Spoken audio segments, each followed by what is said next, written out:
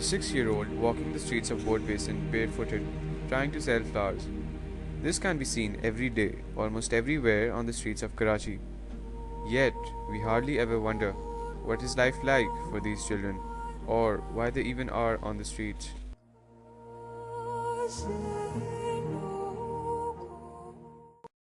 In 2003, there were 8,000 street children living in Karachi. The number has now grown to 12,000 with an increase of nearly 50%. One of these children is Awais. नाम क्या है आपका? Yes. Awais, कितने बहन भाई हो आप लोग? हम 3 भाई थे अच्छा। और एक बहन। तो आपके 3 भाई कहाँ पर हैं अभी?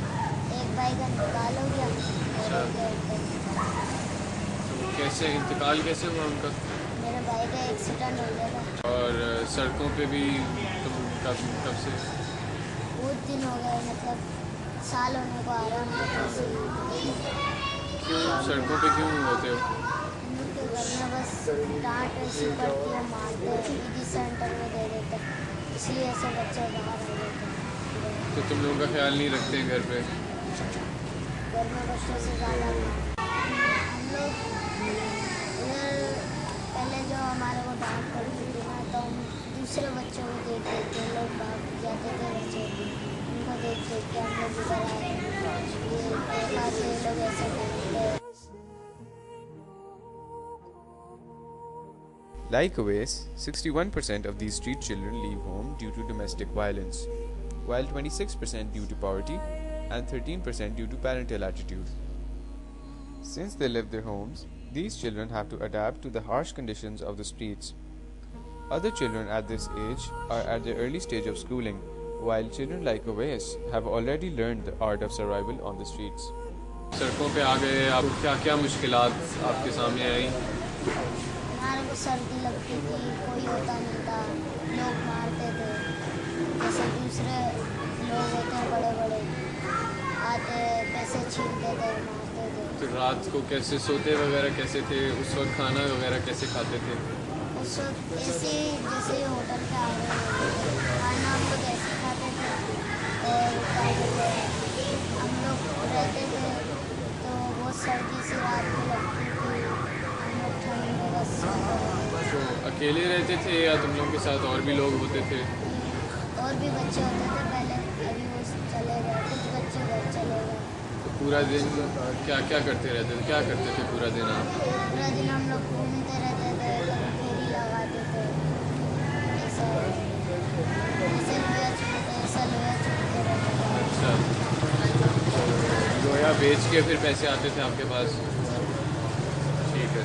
उन पैसों का फिर आप लोग क्या करते थे? हम लोग चीज़ खाते थे, अगर कभी कोई जैसे नशे जाता था वो पकड़ता था फिर अगर पैसे दो हमसे छीनता था, फिर हम लोग कुछ कर नहीं सकते थे, दे देते कभी कभार।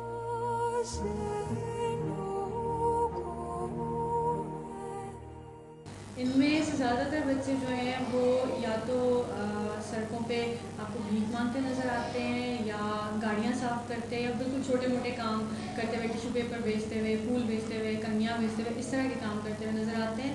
या फिर इनमें से 51% बच्चे ऐसे हैं जो पेटी क्राइम्स में इन्वॉल्व हैं, जो कोई ना कोई छोटी मोटी चोरी करते हैं, पिक पॉकेटिंग करते हैं, मोबाइल स्नैचिंग करते हैं, उन चीज़ों से वो अपनी अर्निंग पूरी करते हैं।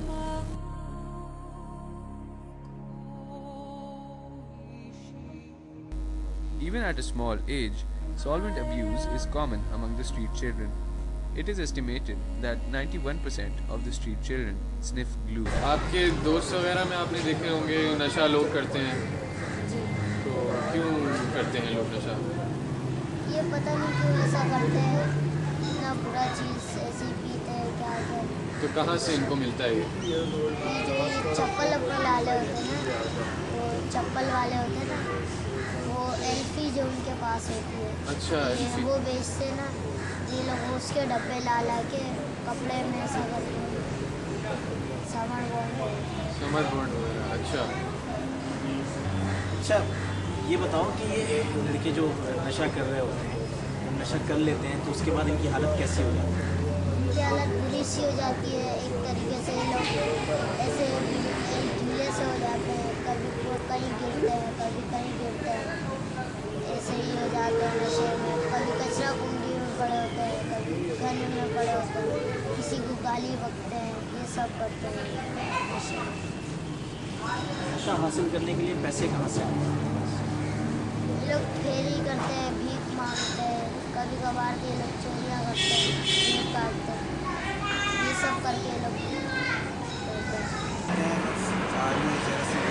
चर्च भी पीते हैं और समझ बॉन्ड पीते हैं। हाँ, बहुत ज़्यादा। कब से पी रहे हैं? 2 साल से। किसी का पता है यहाँ पे जो ब्लू समझ बॉन्ड जो सुनते हैं यहाँ पे नशा करते हैं जो? आप तो नहीं करते? करते हो?